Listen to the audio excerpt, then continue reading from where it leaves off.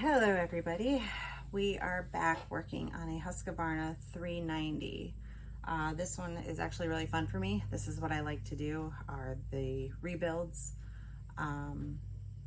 Get tired of doing carburetors because they have bad fuel put through them. These are fun for me. I really enjoy building them from the ground up. This one, we're starting with a short block because honestly it came down to I couldn't get the parts of just each case and reuse his crankshaft, so the customer opted for just a complete short block, which honestly, time-wise, labor-wise, cost-wise, works out to be about the same doing short block versus splitting the case using the crank.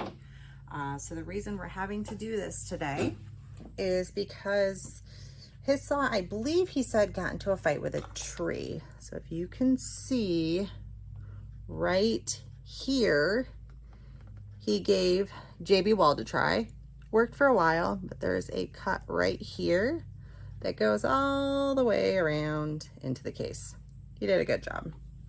So what I did up to this point is I removed, obviously, everything. We have the top end removed, carburetor, intake, muffler. Everything has been run through my parts washer that can be run through my parts washer, so we don't have any sawdust or anything like that. That's going to be headed back down into our crank. So we are going to start with getting our piston put back on. We have our needle bearing here, which this is a piece where you're going to take your 2-cycle oil, just plain oil. You're going to lube that all up. I've already done that. We're going to actually, before I put that back in, because I don't remember if I did this, this came with really wrapped really weird in cardboard, and there was just cardboard particles everywhere. So quick hit with the air, make sure we don't have any particles left laying around. So what we're going to do is we are going to slide our needle bearing back into our crank here, our piston rod, and then on the piston, this one you can't really see it, it's kind of there. So they actually stamp an arrow, which is actually right here. They stamp that on, the arrow points towards your muffler. So if you can't see the arrow, you have your piston rings here where you have your stops here at the back. Those are going to go back towards your intake. So we are going to slide this on, and then we have our pin here. Also needs that 2-cycle oil put on it. This is just for lubrication, keep everything running smoothly. I totally took a container of empty dish soap container off my counter. Works great. I don't have to worry about the bottle laying around. Everything slides in. All right, so I already have my one E-clip in my piston. So we're gonna go ahead and slide this down over.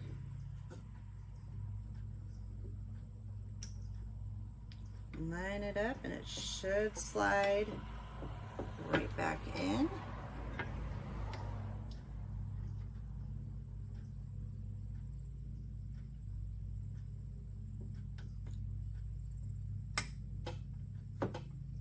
Just like so. All right, so the tricky part comes when it comes to getting that other E-clip put back in, because let me tell you what, I've looked for this E-clip 3 times already. One was, it was literally just laying on my bench. I was blind. Another, it went flying. When I was taking, let's see, what was I doing? I was taking it out, so it went flying. And we had it laying on my bench, and then somebody touched my bench with all my stuff laid out, and it got stuck to the drill. So I spent a good 15 minutes looking for it again. So we found it. So let's take a pair of itty bitty needle nose pliers, and there is a groove on the inside of your piston. And you are just going to put, so you have, let's see, you see you have the loop there. You put the needle nose in the loop, so then your straight edge here, you're gonna put right into that groove. And you are just going to, and it's all a matter of feel of which way you're gonna rotate your wrist, how you're gonna hold it. It's different for me every time. I guess it depends on the day I'm having. So you get it put in the groove, and then you just walk it around until it snaps in. So one thing to remember is once you get it in, that little hook that I showed you should either be pointing straight up or straight down. So just something to remember. Actually, see if I can show you here how we have them here. You see how we have the hooks there? We got one actually pointing down, the other one pointing straight up. So we went a little different either way today. So next step is going to be your cylinder gasket. Sorry guys, I don't mean to keep checking my watch. I have to pick my daughter up for volleyball practice. She gets very upset if I'm late.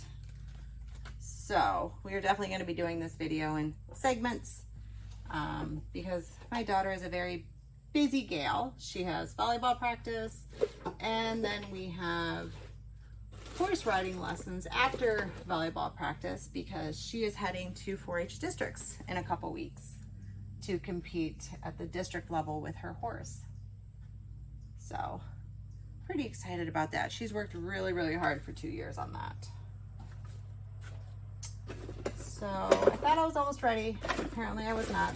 Here it is. Okay, so we just have some Permatex gasket.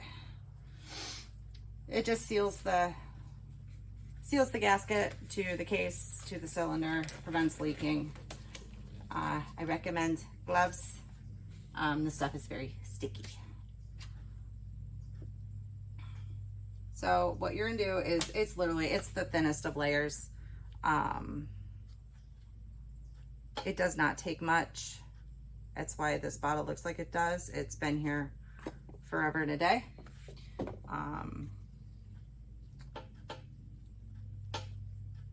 So I've been doing this saw stuff for four years, and it has been here at least that long. My brother taught me how to do this stuff, so it's been here a very, very long time. I'm sure my father probably used this many, many years ago from the looks of the tube. So, like I said, we're just gonna do super thin. See how that's literally thin? You can't even tell it's red. See, that's a thicker. So we're just rubbing it in all the way around. Let's see. May have gotten a little bit on that, so we'll get it smoothed all the way around here.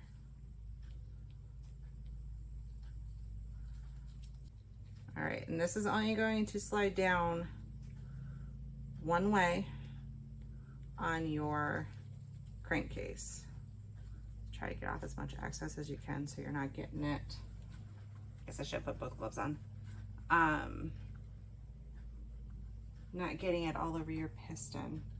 So you literally can tell on your case, you have a thicker here, thinner here. Gasket is the same exact way.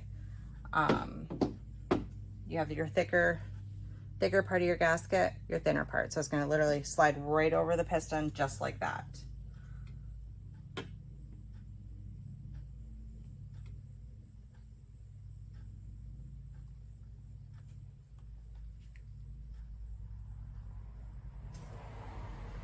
And again, if I was prepared, I would have this out.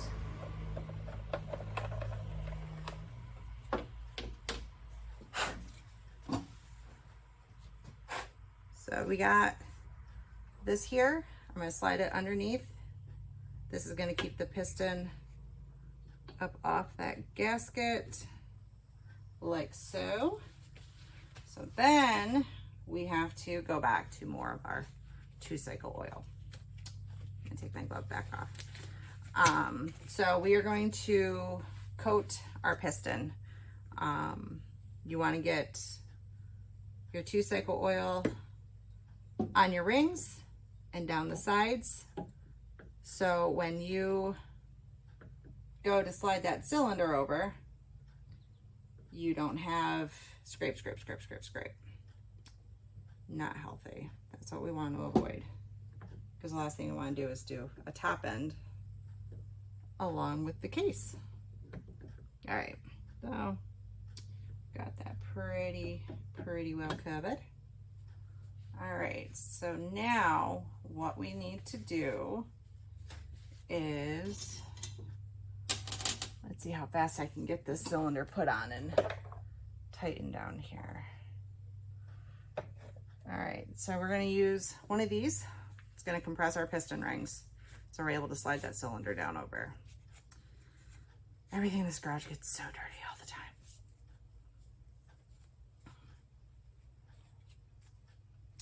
It's a good thing I'm a girl who doesn't mind dirt. So what you do is you just get your piston stop. You have your piston rings and you have those little nubs in there that stops it from sliding all the way around. We are compressing the rings against that little nub. So you gotta make sure this has 2 piston rings. So you have to make sure you catch them both, get them compressed down. Make sure you put your cylinder on the right way. Exhaust, intake. All right, and we are just going to slide it on down. We're going to take that off there. All right, slide your piston stop out. Oops, put your gasket back where it's supposed to be. And just slowly slide that down. All right, so these are 4mm Allen bolts holding this cylinder down. So with the cylinder, when you're putting your bolts in, I totally just got 2-cycle in my hair. This is why you should have your hair pulled back, but I didn't today. That one's on me. You're gonna do it at a diagonal. So we just put our upper right corner in. We're gonna go to our lower left.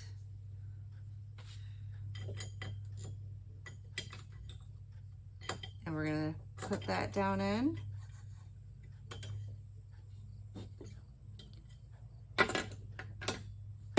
You don't want to tighten them down completely, because you might have to shimmy shake your gasket a little bit. Looks like we got this one pretty well matched up, so must be the chainsaw gods don't want me to be late getting my daughter either. Because let me tell you, I was that mom. They changed the schedule. I didn't know it. My daughter was the one who was sitting there for 15 minutes waiting for her mom to come get her. Sitting on the sidewalk. Felt terrible. The kid probably could have asked me for another horse. I would have been like, okay, honey. Not really. We have too many as it is. So we're going to tighten them down by hand. Then we're going to torque these down. Remember, keep your angle.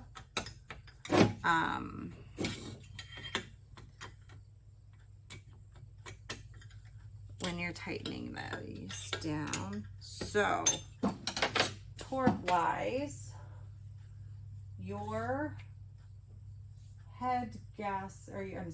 your cylinder, let's see, 4mm is going to be 8 to 10 Newton meters.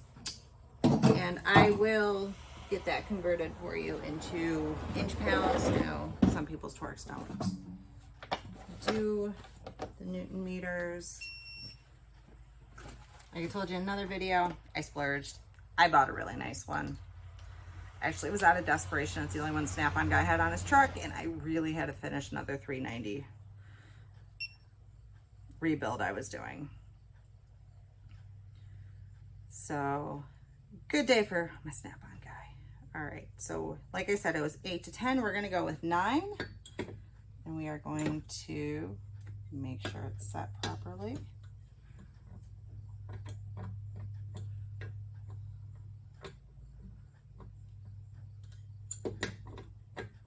Well, I know it's in there because we just had the other one on it. All right, and we are going to go around and do this twice because I could tighten one of these, which is then going to throw off the tightness of another one. So we're just going to go through and check them. Better to do it twice than to have a cylinder that's leaking, right? Because who wants to go through and figure that out? All right.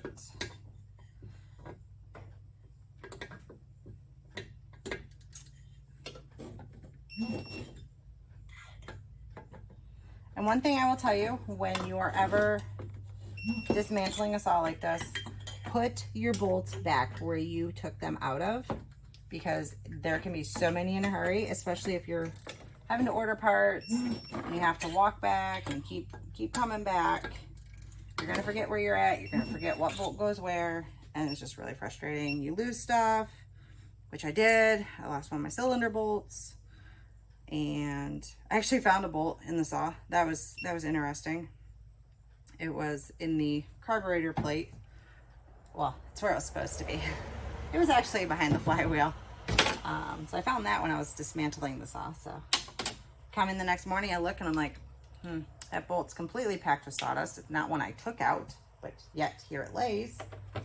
So I then spent 5 minutes figuring out which part of the saw it came out of. I had a pretty good idea. I just had to investigate. So that is putting our cylinder back on. I need to jet to go get my daughter. I will be back and finish up the rest of this video here in a while. So thanks everybody for your patience. I will be back.